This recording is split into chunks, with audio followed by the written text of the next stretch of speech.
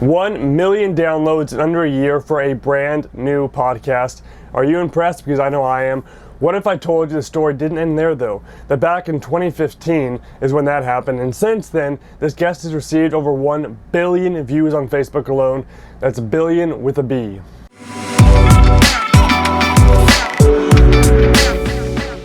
What's going on, everyone? My name is Matthew Osborne, and today I'm actually really in awe about the guest we're going to be talking to. What I'm about to share with you is from an interview that took place in a podcast I started back in 2016 called The Young and Elite. In this podcast, I interviewed successful entrepreneurs under the age of 30 to figure out what they were doing that really set them apart from their peers and gave them success so early on in life. Then we take that and we figure out how we can apply those same principles to our lives and businesses. If this sounds interesting to you, be sure to subscribe below to be updated when future videos just like this go live. Today, we're going to talk to Rob Dial. Now, Rob was kind enough to come on the show back in 2016 and share how he started and grew his podcast over the span of a year to 1 million downloads. And this was the very first year this podcast started. 1 million downloads is insane for a podcast. It's now 2020, and Rob has not slowed down in the slightest. His podcast, Mindset Mentor, you've probably seen it scrolling through Spotify. It's one of the most popular podcasts on Spotify and Apple right now. But he also jumped headfirst into the world of video creation, where his videos have been seen over 1 billion times on Facebook alone, and he has a following now of over 1.5 million people. Those numbers are crazy, but let's take a moment and go back and see the steps he took when he was just getting started. It's awesome to see someone like where he is right now, but it's even better, I think, and more helpful to go back and see the steps he took to go from 0 views and 0 subscribers and 0 downloads and a brand new podcast. So let's go and talk to Rob Dial. Young and Elite, episode 9. Welcome to the Young and Elite podcast, where your host, Matt Osborne, interviews the world's most elite entrepreneurs under the age of 30. Learn how to become self-employed, gain financial freedom, and live a life on your terms while you're still young. If you want to join the ranks of the Young and Elite, keep listening because it all starts now. You are listening to the Young and Elite podcast, the show that interviews entrepreneurs under the age of 30 2 times a week. I'm Matthew Osborne, and I'm excited to introduce to you our guest today, a fellow podcaster and the creator and host of the MWF Motivation Podcast, Rob Dial. Rob, how are you doing today? I'm great, man. I'm doing really good. It's Monday, and Monday is actually one of my favorite days just because I take the weekends off and I love what I do, so I want to get back to it anyways, you know? Getting back to it, hitting it hard? Yep, 100%. All right, well, Rob is a leader in the business and personal growth space as the founder of MWF Motivation. He is passionate about hacking the human mind to unlock parts of ourselves that we never knew even existed. He is a published author, podcast radio host, blogger, and speaker that engages people all over the world to help them become the best versions of themselves. Rob also just reached a crazy milestone in his business by reaching 1 million total downloads. Rob, that's a big deal. Tell us a little bit more about who you are and what you do.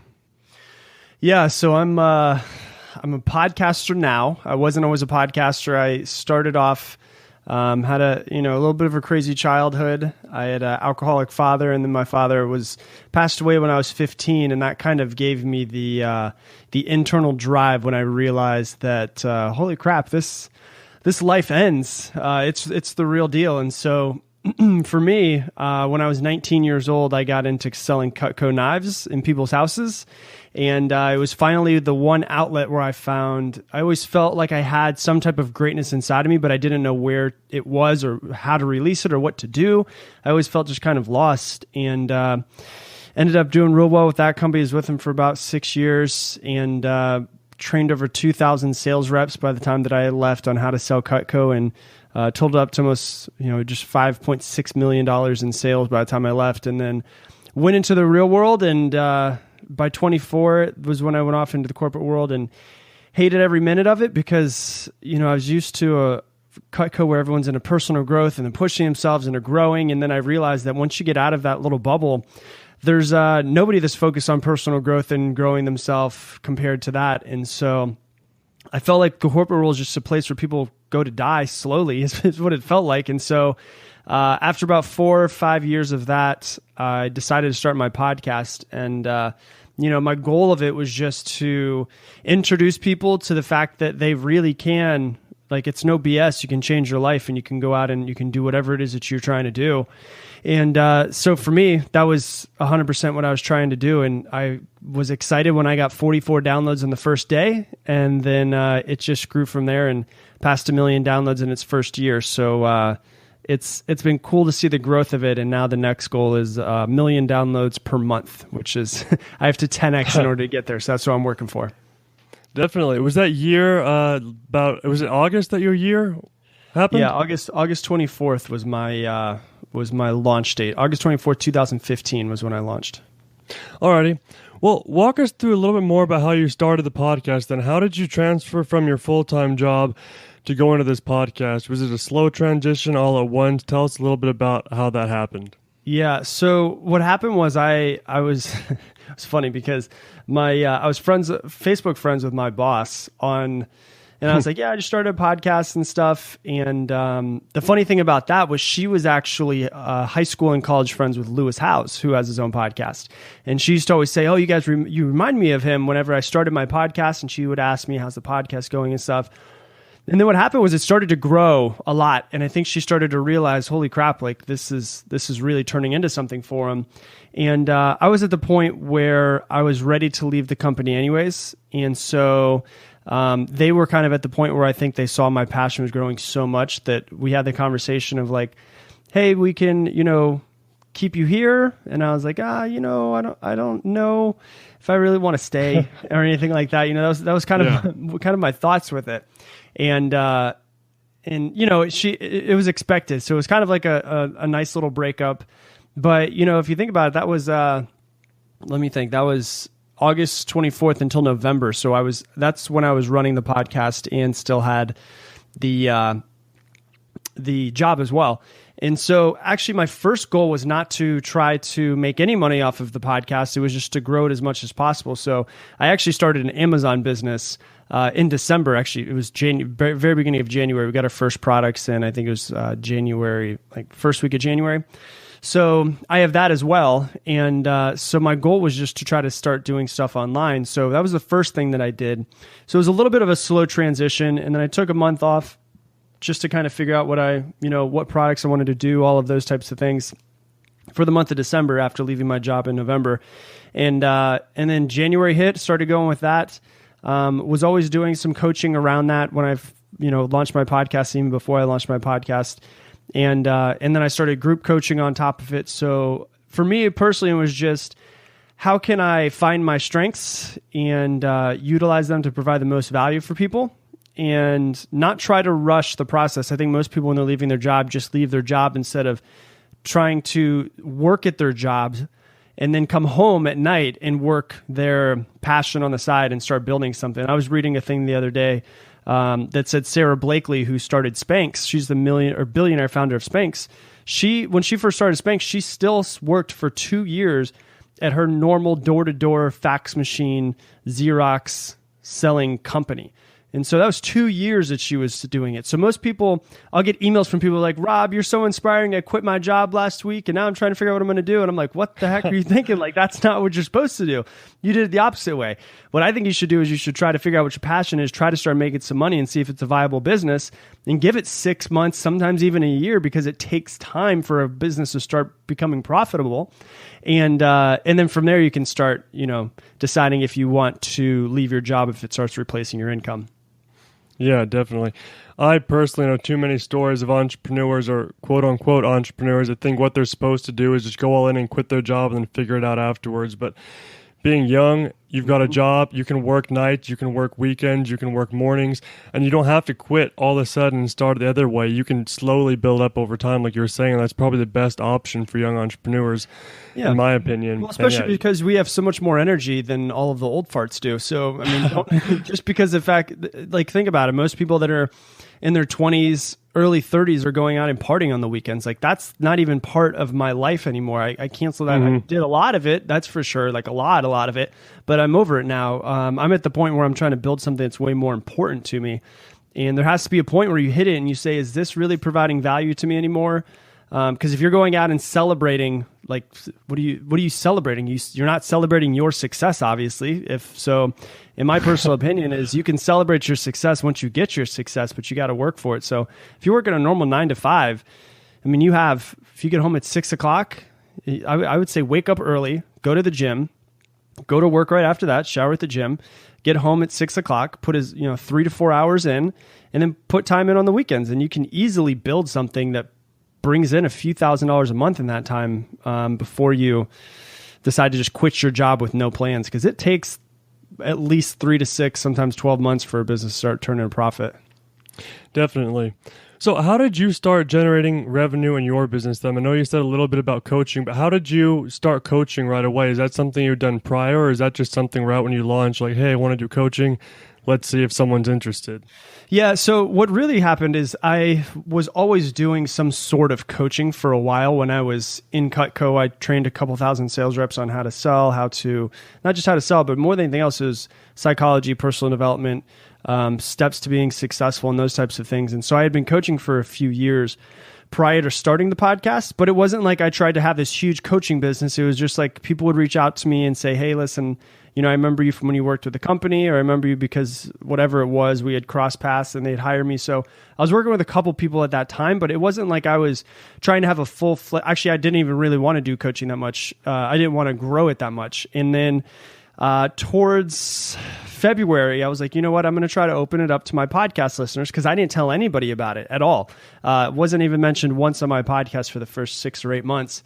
And about 6 months. And then I was like, you know what? I'm just going to open it up and see if other people want to join in. So got more coaching clients that way. Never wanted to have like any more than 7 coaching clients, just because I don't feel like I'm providing value at that point. Where you start, there's some people have like 20, 30 coach clients. Like, I could do that, but I'd rather have a waiting list and provide value to the 7 people, whatever it is that I'm coaching at that time. And then, so I started making more money that way.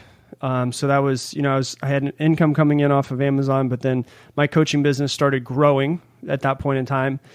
And then May hit, and I went to a mastermind and was like, you know what, I'm really trying to, I had this big void, if you think about it. I had a podcast with thousands of people who listened to it, and then I had 7 people that I was doing one-on-one coaching with. And I was like, I was getting so many emails of people who were like, I want to be in your coaching program. Can I get into it? I'm like, I don't have any more spots. Like, if somebody drops off or something happens, then yeah, I can get you into it. So I saw this huge void of people that I wasn't servicing. And so I thought, well, what if I just started a group coaching? And so I started doing group coaching at that point in time. It's been growing really well, and it's been growing month over month. And it's exciting, man. And now the next thing to go into is courses, which right before we started talking, I was talking to a mentor of mine who's talking about starting an 8-week $5,000 course with me starting it and him mentoring me on how to kind of do it like that, because he's been doing it for quite some time. He's much older than I am. Have you ever thought about maybe like an online community where you can have almost like a mastermind type thing? We have a lot more people, a lot more than 7, but a community, and get that kind of community in there where you can maybe do some question and answer here and there. Yeah, well, that's what I do have with my group coaching. I have 75 people in my group coaching right now. Okay, so your group coaching is all one group. It's not like a group of business, like one business type group. It's actually like group. Oh, okay, got you. It's 75, 77, something like that, individuals that are inside of the group coaching program. And so what I do is I have my one-on-one coaching clients, which get 30 minutes with me, but then also 30 minutes once a week. Some of them get an hour with me.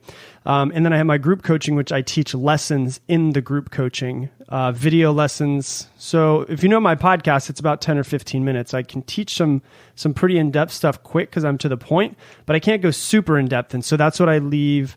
I just put up a 45-minute video lesson on Friday to my group coaching on the psychology of money, how to make more, how to save more, how to attract more to you, those types of things. So those are the lessons that I teach in my group coaching program. And I have, about 75 people that are in it right now.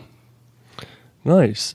So what would your best piece of advice be then for someone that wants to do what you do? Someone almost exactly in my situation right now, starting a podcast, wanting something to do full-time in the future, but not quite there yet, still working a job. What's your best piece of advice for them? Find out where you provide the most value. Like I have one of my big things that I really, really hate the term life coach or motivational speaker, any of those things. And I get people all the time. They're just like, man, you know what? I had somebody reach out the other day and they're like, I'm just kind of lost on what I'm doing. And, I'm making about $4,000 a month with what I'm doing, but I'm really lost. And I think I'm going to become a life coach down the road or pretty soon. And I was like, I don't know, maybe because of the fact that I'm young, it gives off the impression that anybody could do it. But I've been doing this for 11 years now. I started when I was 19. So that doesn't normally happen. Somebody comes like a quote unquote coach at 35, 40. So normally somebody that does exactly what I do would be like 47 years old, something like that. Yeah. So I would say go to your strengths. Like for the past 11 years, I've been obsessed. Even before I started in Cutco, I was obsessed with psychology and obsessed with figuring people out and reading about it and helping people and helping myself. When I had such a troubled background of my father passing away at 15 and everything that happened before then and after then, I never went to a psychologist because of the fact that we were so poor, we couldn't afford it, number one. Number two, I would have never gone to one in the first place. So I started reading to try to figure myself out. And so in reality, I've been doing it the past 15 years. And so I basically, quote unquote, fixed myself or have always been in the process of fixing myself. And so that's a strength of mine because I'm so passionate about it. I can literally go, this is what helped me do this. If someone's a CEO coach, they're probably the best CEO coach if they used to be a successful CEO.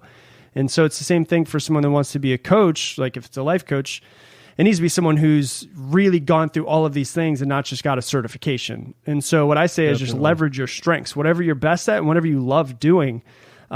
Take your time trying to help people do that. It's whatever you can provide the most value for, people will buy your value. That's whatever it is. So if someone's really good at selling socks online, well, then if somebody else wants to sell something online or even socks, then they're probably a really good person to hire. And so I just say leverage your strengths and just go full force at that. Yeah. So then you're very much into self-help, learning how to master yourself, self-discipline, which goes very hand in hand with entrepreneurship. So I'm sure this question will be pretty easy for you, but what's a great habit the Young and Elite listeners should implement into their lives? Or if you have a couple, what are those? The first thing, I think the most important one, in my opinion, is to have a morning routine. My morning routine, here's the deal. I could get up I work from home. Like I could honestly get up at like 11 a.m. And still be pretty productive throughout the day. But I wake up at 6 a.m. every single morning and go to the gym. And then I'm already working and everything's good to go by, 8 o'clock. So I always have a morning routine where I wake up. It's exactly the same every single day. And so I wake up every single morning. I brush my teeth. I have my alarm clock is in my bathroom. So I literally have to get up to go turn it off. I can't have any excuses. And then if I start feeling the feelings of, you know what, we're really good at salespeople in the morning of selling ourselves and going back to sleep. So if I'm like, I don't really need to do anything today, or today's not a super busy schedule. We're good at selling ourselves. So for me personally, I just tell myself over and over again, demand greatness, demand greatness, demand greatness until if I start getting those feelings, until those feelings are gone. And brush my teeth. Then I go downstairs. I get 32 ounces of water. I put an entire lemon in it. I put pink Himalayan sea salt in it. Go outside and I drink the entire thing while looking at the sky, because what I'm trying to do is actually tell my brain that it's time to wake up. So when you look at the blue, there's just a thing that happens with receptors in your eyes. When you look at the blue in the sky, you have legitimate, like it releases, it gets rid of your melatonin, everything that makes you fall asleep. Cortisol goes down, all of those things go down, and then you hydrate your body. And then I go into the first, 30 minutes of my day is no Facebook, no nothing after I do all of that. And I sit down and I read and I meditate every single morning. And that's like no brainer. If it's an off day where I don't go to the gym in the mornings, it's about 2 hours of just straight up personal growth of reading. And that's usually from about, wake up at 6. So it's usually until about 8:30, 9 o'clock. I'm literally just focusing on myself. So what I always say to people is stop being lazy and wake up and do something for yourself before you go into your job and start doing something for somebody else, because the most important person is yourself anyways. So wake up early and read or meditate or journal. Do something for you that makes you happy, and don't turn your phone on. Like my phone is on, not autopilot, on what's it called? Airplane mode until usually about 8:30, 9 o'clock, and I wake up at 6. So I don't let because it's very easy to get off and start checking email and accidentally get stuck in like a 30 minutes of looking at Snapchat or whatever it might be. So I try to focus on just giving myself some time in the morning. Yeah, that's great advice. I can personally attest to that, because even though I'm not always the best at waking up early, it's either all or nothing for me. It seems like I need to work on that. But when I get those times to sit there and meditate and to read and go outside and just sit outside, go for a little walk, the day goes so much better. You just feel so much more free. You're not rushed. It's an entirely different day than if you wake up 10 minutes before you have to be at work, which happens occasionally. And so that's one of the best things I've started to implement in my life. I'll be honest with you. I had last week, 2 weeks ago, my girlfriend's dog was having some problems, and we were like kind of concerned about it. It was on a Sunday night, and so we were at the emergency vet. He ended up being okay, but we were at the emergency vet until about 1:30 in the morning, which is completely the wrong time for me. Usually I'm in bed by like 10:30, and I had to sleep in just because I'm really big into getting 7.5 hours of sleep at least. And 7.5 to 8. 7 is the lowest I'll go, 7 to 8. So basically what happened with me was I just slept in until about 8:30, I think it was, because we got home at 1:30. I slept in until about 8:30. My entire day felt off kilter because my routine wasn't the way that it normally was. And it just was not as a productive as a day as it was when I just like wake up on my own and do, those 2 hours of me time. Yeah. Do you have any tricks you know of to help people that just can't seem to get themselves out of bed in the morning? I know for me personally, there's times where even if I set the alarm across the room, I walk over, turn it off, and hop back right in bed. What are your tips for people that just really struggle with getting up in the morning? You have to have a reason that's like exciting to get up in the morning. That's the only thing. Like I hate waking up. I'm the person, no joke, if I don't set an alarm, I'll sleep for 12 to 13 hours. Like that's very easy for me to do. So I hate waking up in the morning, but I enjoy being awake and having that me time more than I hate waking up. So if you're having trouble waking up, the reason why is because you don't have something you're working towards that's exciting. My mission is so exciting to me that I have to be awake in order for it to happen. And I'm so driven to get to it that like I told you, I was excited for Monday to come because I wanted to start working. Like that doesn't happen for people who hate their life or hate their job or anything like that. So my one thing is just, if your morning is not exciting, if it's not important to you, you're not going to do it. But in the harsh reality, I had a friend tell me this a long time ago, and he goes, if your life sucks so much that you're trying to delay it, then you need to make changes. And I was like, oof. Mm-hmm. That hurts. Okay. It does. So that's the truth of it. In reality is if your life is so not exciting and you're so not passionate about what you're doing that you'd rather go back into your bed, then you need to make some real life changes. That's definitely something to think about for a little while. What motivates you? What gets you up in the morning? Figure that out. Mm-hmm. Yeah. All right. So I have an analogy for you. I think this helps a lot of listeners, and it helps myself as well. So here's the analogy. You have a shoestring budget. You're working full time, but you want to become self-employed within the next year. What business would you start, and how would you start it? What's the budget? What's when you say shoestring? How much are you talking? So shoestring, something the average person would be able to afford working full time at, I don't know, let's say $10, $12, $15 an hour normal income. Mm-hmm. So we're saying maybe they have a couple extra $100 a month? Sure. Okay. So if we're going a couple $100 a month, what I would do is this. Whatever you're passionate about. So like, for instance, I'll give you an example with my girlfriend. I really like to leverage social media to do anything. And so what I do is I spend a lot of time on social media watching what people are doing that's going viral, but then also watching what people are sharing and paying attention to all of these things. So I had this conversation with my girlfriend. This is what we're doing for her. But then I also had this conversation yesterday with a lady who my girlfriend's trying to learn a technique in painting. And there's this lady that we now saw this for the second time. We saw her booth at a completely different show. We spoke to her for a while the first show, then we spoke to her for a while the second show last night.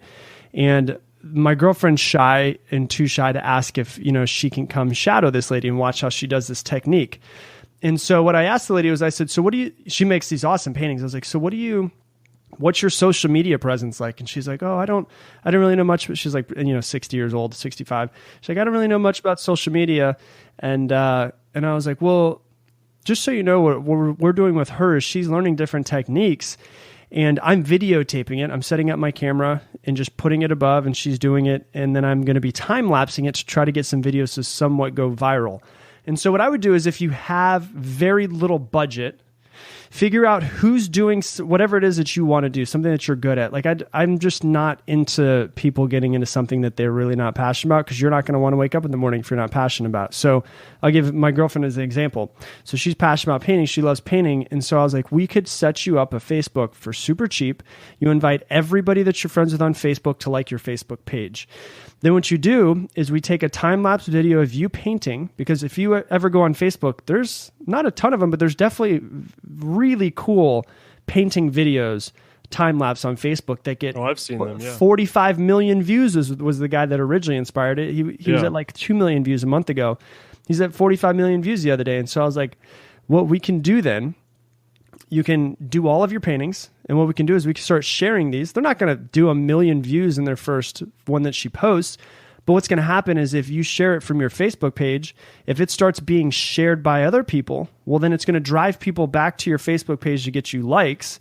And then what you do is you take those people and send them to your Etsy shop. Etsy's free to set up. It doesn't cost you anything. I think you just pay them a percentage.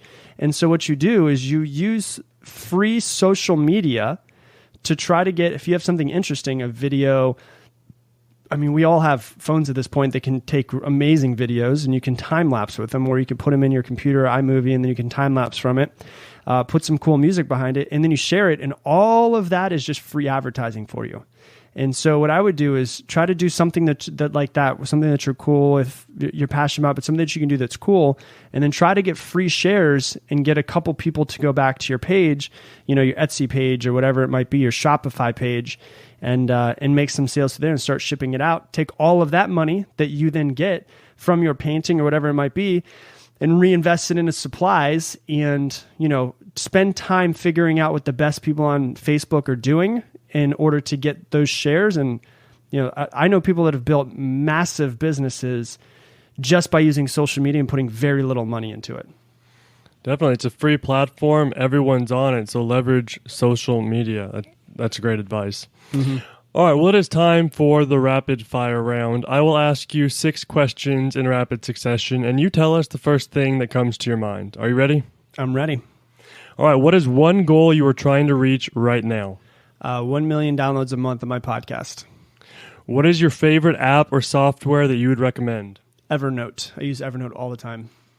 We already touched on this, but just touch on it one more time for us. What is your morning routine?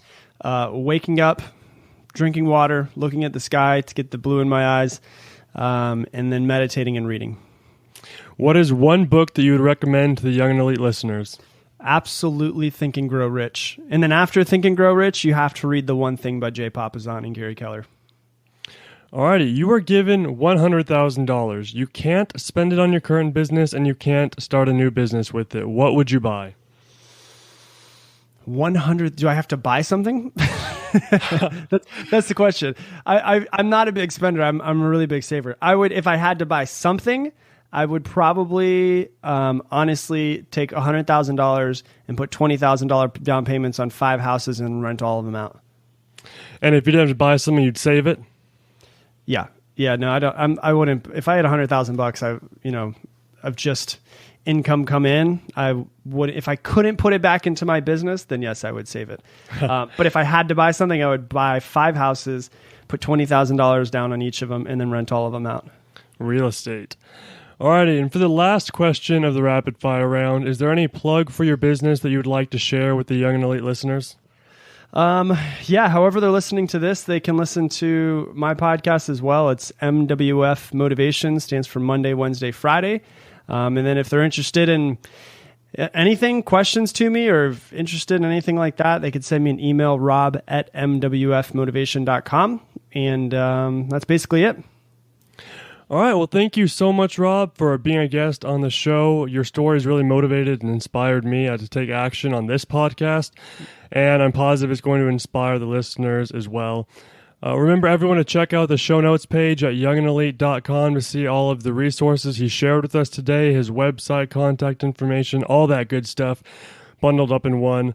And to close out this awesome interview, I have two last questions for you, Rob. Who are you and how are you feeling? Well, I am Rob Dial, and I am young and elite. And that is the interview with Rob Dial. What was your biggest takeaway from Rob? Leave it in the comments below. More episodes just like this will be dropping every Tuesday night at 6 p.m. EST. Subscribe below to be notified when more are released, and I hope to see you there.